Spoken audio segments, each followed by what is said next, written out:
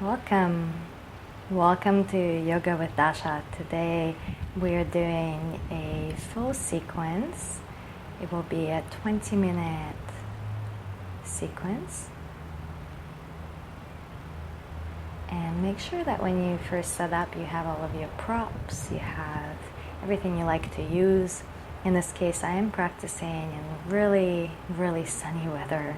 So keep in mind in some of the poses too, I'm not on completely steady ground, so my movement might look just a little different than I would usually move. But this sequence, I've been really excited to bring you. This is everything we've been putting together, so we'll have all of the poses that we've been breaking down and trying out, and we'll have a sun salutation, all of those elements. So I like to start seated, but you could start on your back if you prefer, or even standing. And I like to take a few deep breaths before doing anything at all. You might spend longer there. And then you see here I'm starting to warm up the neck, so you can inhale and bring your head back slowly. You can exhale and release your chin to chest, making sure to continue to soften your shoulders away from the ears, so down your back. You can do a few different movements here, so you can tilt or turn your head to one side as you exhale, trying to inhale to the center. You can go at your own pace, but make sure you're staying quite mindful of your movement, noticing which muscles are waking up, what is getting the stretch, which movement is feeling best for you. And you can do even some circles here.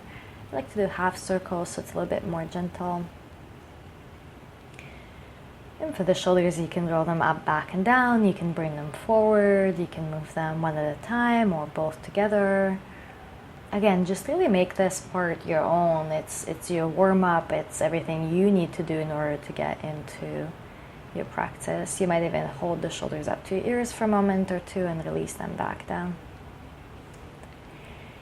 And then from here, I like to inhale, reach my arms to the sky, and as I exhale, lower and clasp the hands. On the next inhale, come up, and next time you exhale, release the arms. So that's the basic movement here. Now you're getting into the spine. If you're sitting on the block, you might take it out here, or you might stay on it. Typically I will take it out here. You might even just hold your arms up to the sky instead of that whole movement. From there, you can do some seated twists, so you can inhale in the center, and as you exhale, gently twist to one side. So this is the warm-up that we have done recently in my other video. It's very similar.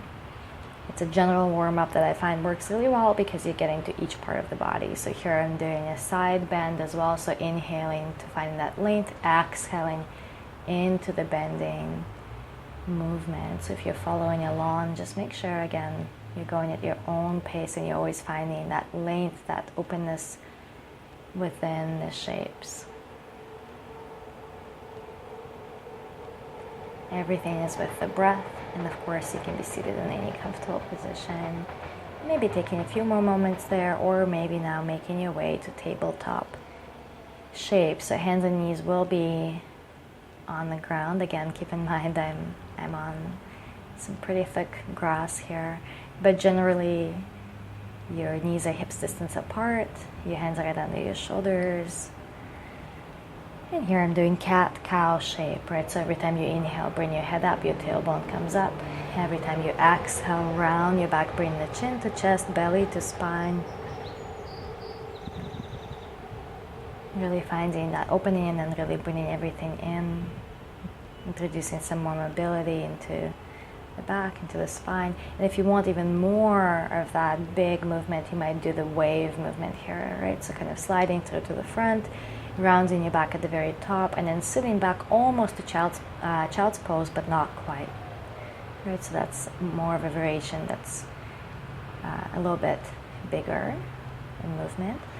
And then here I'm just warming up the wrists, making sure to shake out the hands, shake out the arms, maybe use the weight of your body to wake up the lower arms, wake up the hands some more as you set up for your shapes where you will be putting more weight on the front of the mat, more weight on the hands.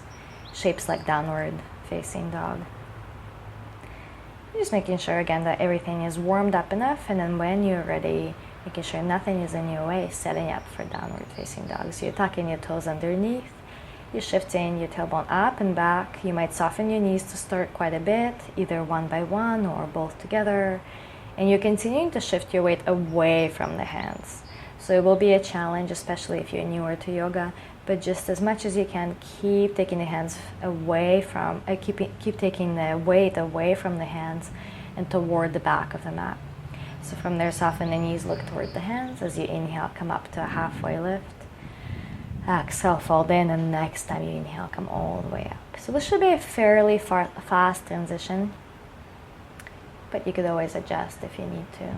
And so again, here I'm going through a sun salutation. We went over those a little while ago. So this is sun salutation A.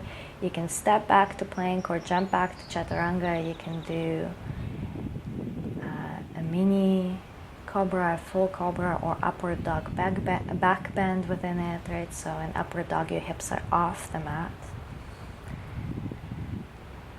And making sure that you're treating every transition as a part of this practice still. So everything is with the breath, everything is with that inner focus that you have, hinging at the hips as you fold in, finding the length in the spine before you step back or jump back to plank or chaturanga.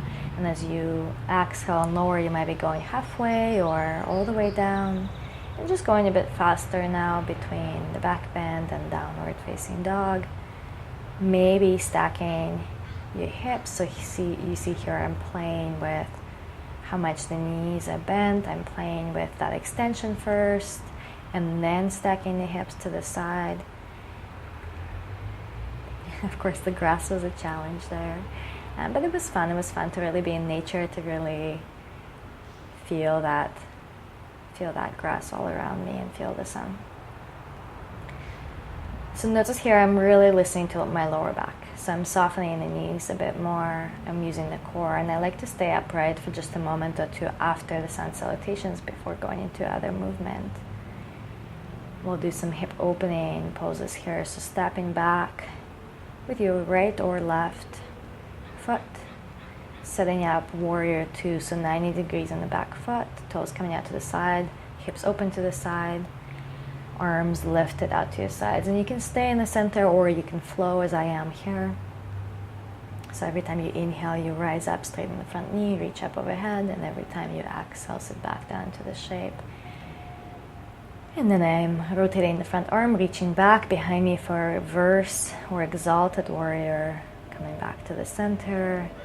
And on the next exhale, going to any version of extended side angle pose. So remember, the top arm might be in a slightly different shape. Here you see that really long line that we talked about before in this shape. So know that all of these poses, pretty much every single one of them that's in this video, we have talked about in the previous videos. So you see here, you can either switch your feet or fully step out of the shape and set up for the other side. So if you're here for the first time and you're trying to follow this along, and if it feels a little fast for any reason, then feel free to revisit or visit for the first time those videos that I have all of these shapes. And there I definitely go into more detail, breaking down what you should be looking for within each pose, how to set up for it, what it offers, what the benefits are, and so on. So see here that I'm adjusting my feet ever so slightly. I'm sort of going in and out of the shape to make sure that it's comfortable for the hips, for the back. So feel free to do that at any point. It doesn't have to look perfect or anything like that. It's much more about how it feels for you, and each side might be a little different too. So that's something to keep in mind. Be, of course, very mindful of your neck here. This is a deeper variation, reaching down to the ground. And make sure your breath is flowing the entire time. So as soon as you stop the breath, as soon as you're holding the breath, make adjustments until the breath is flowing again. Coming out of these deep, open hip shapes, externally rotated hip shapes, you really want to take your time. So either in small steps or in a big leap. You see here I'm doing a little bit of movement for the hips. I'm just shaking out everything, the arms, the legs, just doing a little bit of different moving around, taking a moment before setting up for the next part.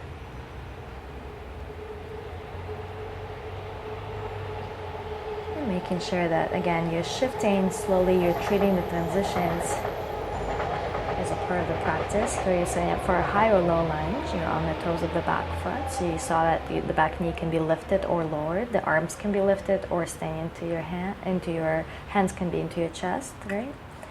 You can lower and come back up. So a little flow here, using the core to really encourage that whole big movement. The flow is totally optional. Make sure to keep softening the shoulders. And then to come out, you can either step out or you can reach down to the ground first, maybe come up to a halfway lift, and then eventually slowly make your way up, all the way up. And so as you set up for the other side, again, you're always checking in with your foundation and the feet first. Your feet, your legs, squaring your hips, bringing the back hip forward, reaching up overhead. And just making all of those small adjustments within the shape.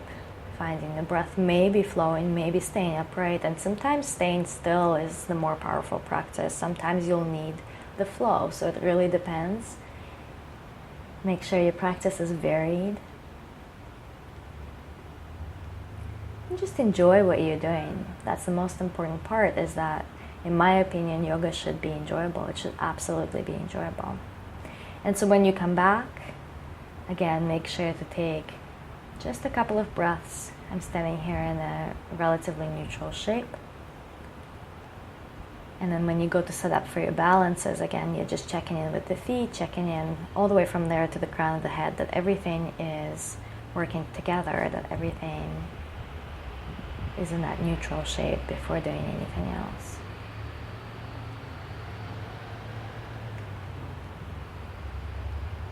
So we'll start here with the first balance. Again, you're finding that spot on or off your mat. If it's too much padding, you can come off the mat. And then going to tree pose, right? Vrksasana, tree pose. We went over it in the balances video recently. And so again, you might be setting up for a lower variation below the knee, or a deeper one with the foot right into the thigh, or that pigeon or lotus foot, which is the third variation. Doing something with your arms that works for you. So I'm just showing a few different things here that you can do. And just noticing all of that little bit of wavering, allowing that to be a part of the balance.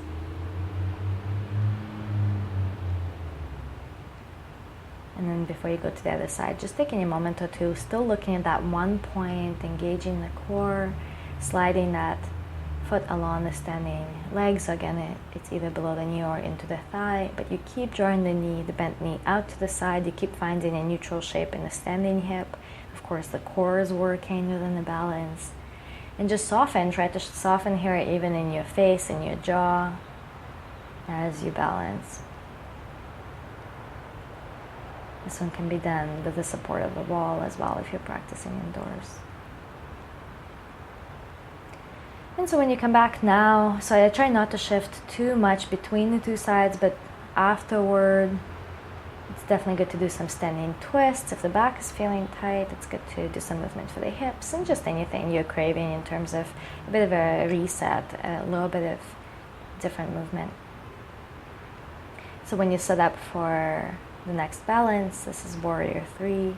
In this one, the hips are neutral, right? So you're stepping back, you're coming to the toes of the back foot, and as you start to lower into it, see how much you can keep bringing that top hip toward the ground. Keep squaring the hips. Try to keep the back leg engaged. Refuse here to lower all the way down. Of course, if you find that happening, just slowly make your way back. But as much as you can, resist the temptation to reach down to the ground. Instead, just go into the shape slowly. Keep squaring the hips, so keep bringing the back hip forward. Keep just really slowly moving everything together, thinking of that long line in the body, like a seesaw. And you might do a different arm variation here. So reaching up overhead is the most challenging, I would say, because you're really working against gravity there. You can have your hands into your chest or on your hips. And again, taking a couple of moments just in the center, upright. Maybe softening your shoulders again. And we'll do a sun salutation for the last time here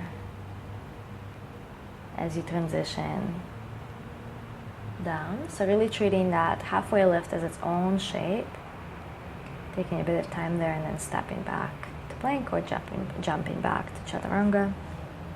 Lowering slowly, elbows in if you can, and as soon as you inhale, coming up to any back bend. Continuing to create space for the neck. Shifting back to downward facing dog. Again, since you're here for the last time, really use this time to stretch in any way, maybe introduce some movement. You could stay there longer. You could release down to child's pose to finish your practice today. So it's a pretty quick sequence. The child's pose can be nice to end here. If you prefer to fully lie down into shavasana, so into that resting shape on your back, you can do that. Or you can come to any seated shape. Again, find your comfortable seated shape. Use props if you like to use those here. And just find that comfort within the seated shape. And remember that yoga, the asana practice, the physical practice initially was created in order for you to be able to then go to meditation, right? So in order to calm those fluctuations of the mind through the movement, through the breath, and then eventually meditate. So if that's your goal, this is a wonderful time to do that here as well. So thank you for taking part in this. Thank you for trying out this sequence. If you have any questions, of course, leave them below. Enjoy your day. Namaste.